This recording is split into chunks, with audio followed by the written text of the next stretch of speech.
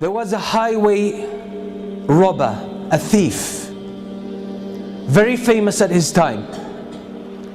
He was in love with one girl, and he had the habit of sneaking into her house some way and watching her, observing her for some time.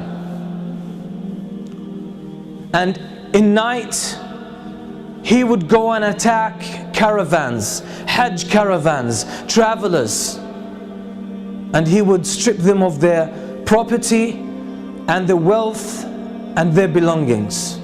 He was notorious to the extent that a lot of the caravans most of the time would change route to avoid that area.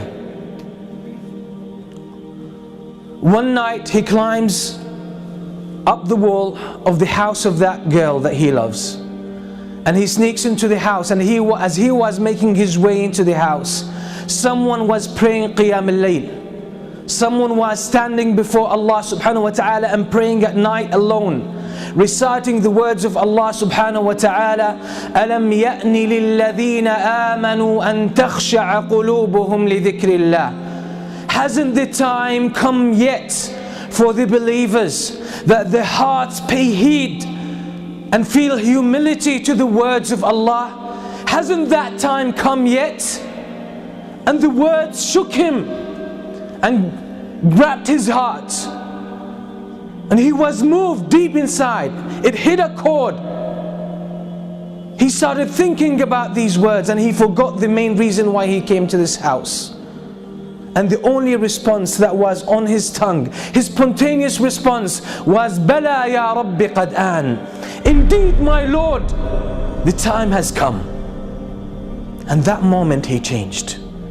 So he went out of his house, roaming aimlessly, contemplating his life, contemplating his past, his behavior, his reputation, and his future, and his relationship with Allah.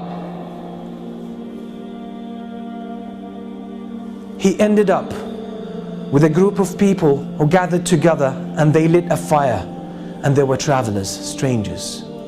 He asked their permission to join them.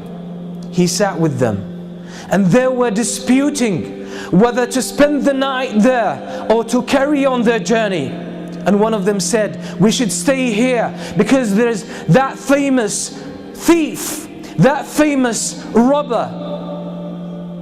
That's his area, and if we carry on traveling, he might jump on us, and we'll be in trouble. So let's spend the night here, then we will set off in the morning.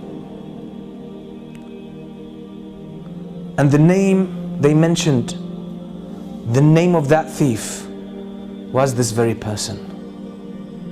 It made him think to himself, what did I do that people fear me that much?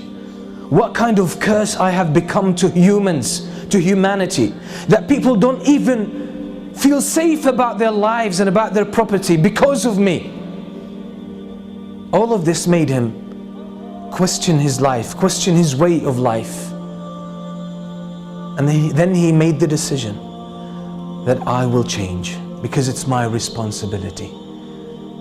It's not someone else's responsibility to change me and set me on the right course. It's my own initiative, and if I don't take it, it might never happen, and I will face the consequences on the day of judgment. And that's exactly what he did, and he became one of the famous scholars, one of the famous worshippers in the history of Islam, and that's Al-Fudayl ibn Iyad. That's the story of Al-Fudayl ibn Iyad. Until today, the books that talk about our relationship with Allah subhanahu wa ta'ala, how to purify ourselves, how to become better Muslims, better believers, have dozens of his beautiful statements full of wisdom. Who was one day a thief, famous one.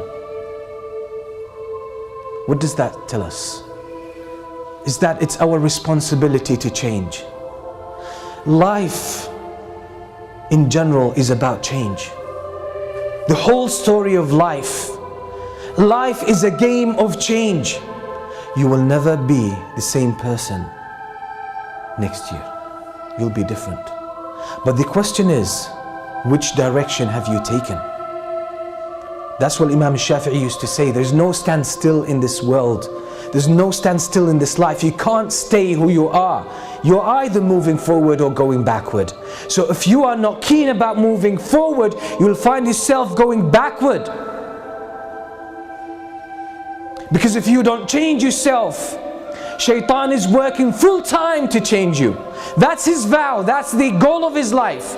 He dedicated his whole life for you, just to destroy you, to make sure you end up in the hellfire. So if you don't counter that, his momentum will carry you, or you will get carried away, and he will take you in the direction he wants.